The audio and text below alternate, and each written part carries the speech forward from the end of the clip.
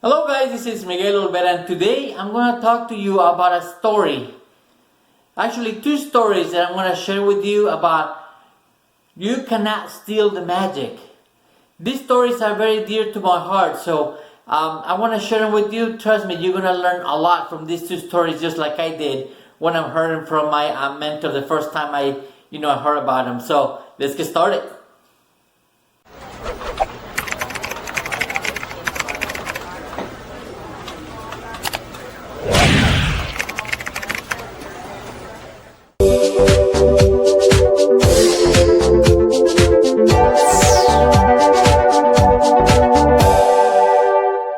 Welcome back guys, this is Miguel Olvera. Today is day 106 of the 90-day challenge overtime for the law of attraction. And today I want to share with you two stories.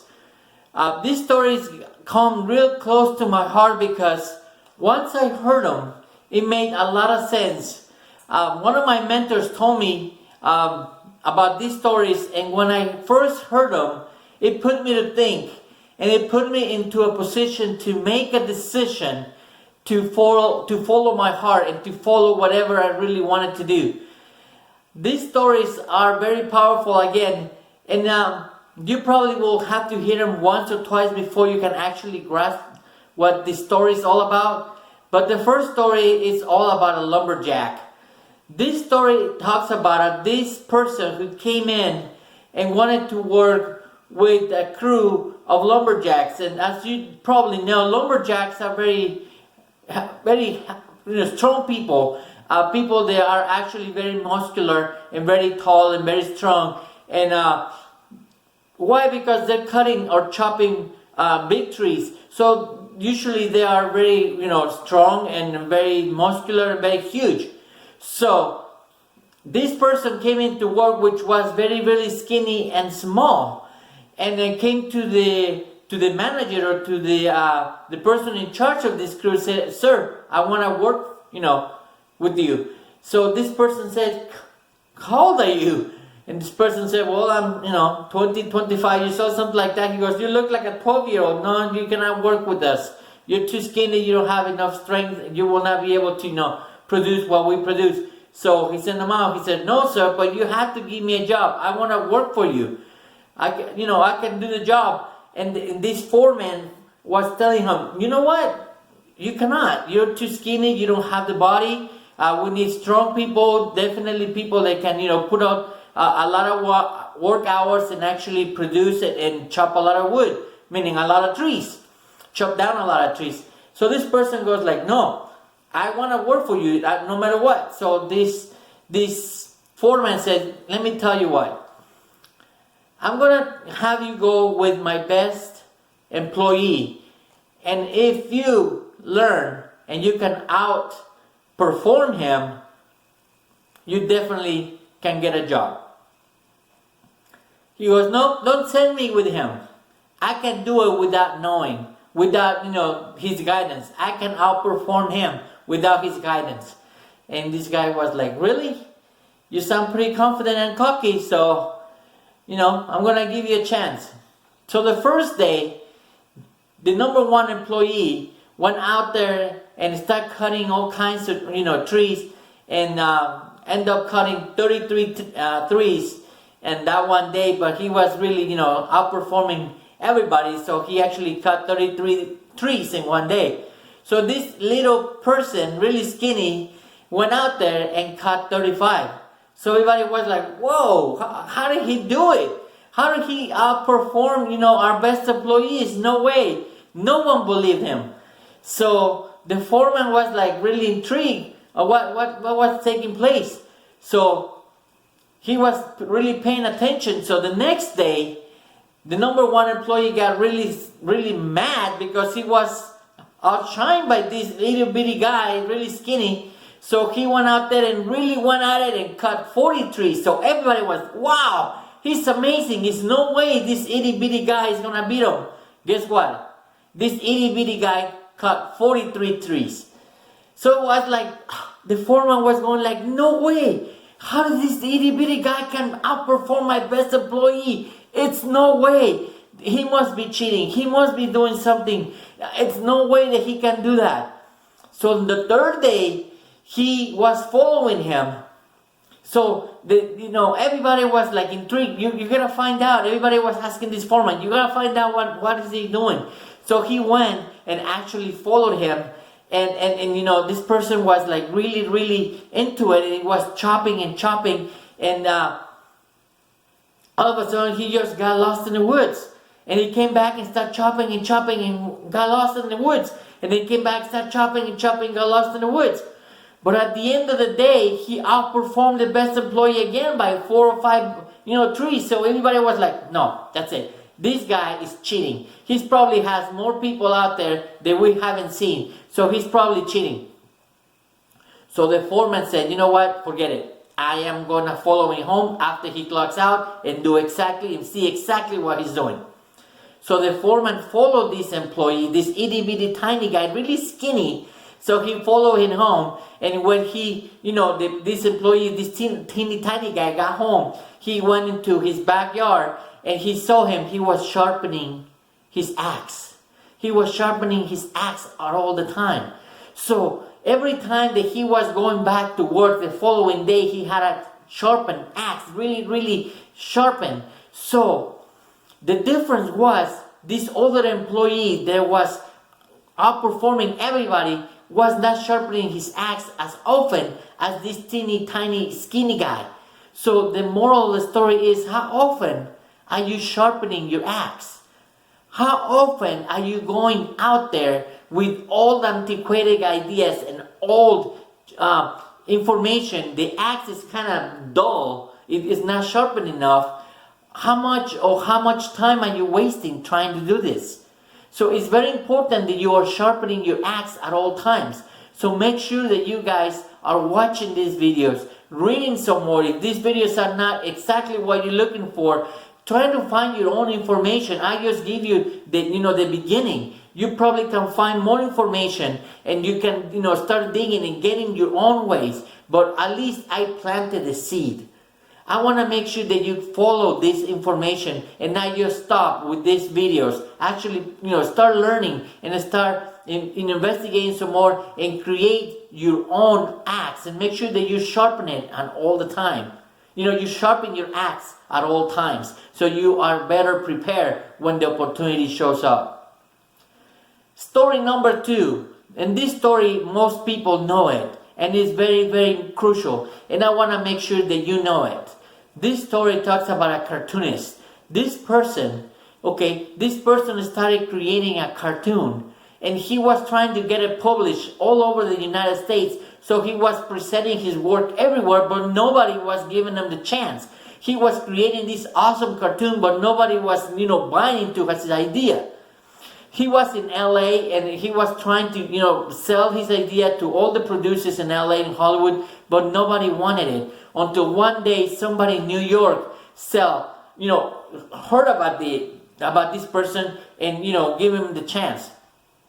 So he took a train all the way from LA, he went all the way to New York, and he actually talked to these people. So this publisher created a contract that was so one-sided that, this person didn't know better. But he was so desperate in trying to get his, sell his idea that he signed the contract. Unfortunately, this contract said that every single cartoon that this person created became the sole property of this publisher. So this person started creating cartoons and creating cartoons and creating cartoons. By the way, the name of that cartoonist was Walt Disney. I'm pretty sure you have heard about him. Okay, so this person started creating all these cartoons, went back to LA and started creating all these cartoons and everything. And then all of a sudden, he was, losing it. He was losing his employees. He was losing revenue. He wasn't even getting paid at times. So he was like, what's going on? I thought I had a contract with this publisher. I thought I was doing really well. So he went back again to from LA to New York and started talking to, wanted to find out what really took place with this publisher because he wasn't getting paid. So he found out that most of his best people that he was working or that he got into the business in LA were in New York working for this publisher. So long story short, this publisher took away the cartoon, and Walt Disney was devastated. Can you tell me the name of the cartoon? No, it's not Mickey Mouse. It was Oswald the Rabbit. So Walt Disney created Oswald the Rabbit, but this publisher took it away from him, actually stole the cartoon, because Oswald the Rabbit was the number one and the best thing that ever, he created. Walt Disney created cartoon and the movies and everything as you will see it right now. So Walt Disney created Oswald the Rabbit, but actually this publisher stole away the idea. So Walt Disney was devastated. On his way back from New York to LA, he was practically crying and didn't know what to do because he had lost everything, including his best creation. But on his way back to LA, he thought about it and he created a new cartoon named, come on, you know it, yeah, Mickey Mouse. Now, have you heard of Oswald the Rabbit as often as you have heard about Mickey Mouse? So what I'm trying to illustrate here, or what my mentor tried to illustrate here, it doesn't matter if you lose or if you have lost or somebody stole something from you. They cannot take the magic. They cannot take your magic. If you already know how to become successful, if you already know, the magic touch on how to generate or how to create or how to bring into your life whatever you want out of this universe, if you already know the recipe, no one can take it away. They can steal away your cartoon, they can steal away your money, they can steal away everything, but they can never take away the magic. And that is exactly what I'm trying to illustrate here, and that is exactly what I've been trying to tell you for the last 106 days. I want to share with you the secret sauce. I want to share with you the magic. I want to share with you so you know it. So if anything happens in the future and you get to lose, unfortunately you won't, but if you lose everything, and I mean everything, you already know how to bring it back. The magic cannot be taken away from you. So just think about it. Walt Disney lost everything, but it was necessary for him to lose Oswald the Rabbit, for him to bring Mickey Mouse into the picture. And because of that rage, and because of that courage, and because of that awareness that he created by losing Oswald the Rabbit and creating Mickey Mouse, he was Walt Disney, he's now dead. But he created the best thing ever. He created happiness for a lot of people. No one, not even that publisher, could steal the magic. He could steal everything else, the employees, his money, his creation, but no one was able to steal his magic. That's what I'm trying to share with you here, guys. I want to give you the secret sauce so you have your own magic and you can create magic at any given time. Hopefully you got some value out of these two stories that I just shared with you. And I'm sorry I went too late. I went too far in this video. Again, I'm trying to keep them under 10 minutes, but I already went too long on this video. But it's imperative that you actually put or listen to these two stories. One, make sure that you're sharpening your axe at all times. What does that mean? Make sure that you study. Make sure that you're listening to these things or this type of videos. Make sure that you find, if you don't like me for whatever reason, find another mentor. Find somebody else that can motivate you, that can help you, that can get you to a higher awareness.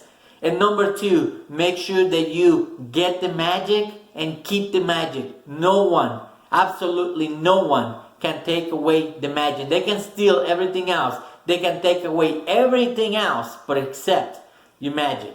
And this has been for the last 106 days. I've been sharing it with you. If you haven't watched all the videos, please do so. They're about 10 minutes a piece. It might take you a little bit. But if you actually put into work and do the exercises and everything that I share with you, you will be able to grasp the information and get that magic within you. Once it's within you, no one can take it away. Thank you very much, guys, for being with me for the last 106 days, especially today for the last 15 minutes. I know this one was a little long, and I'm sorry. Thank you for everything that you've been done for me. Thank you for all the comments. Please turn on your post notifications so you know when the next video is coming out.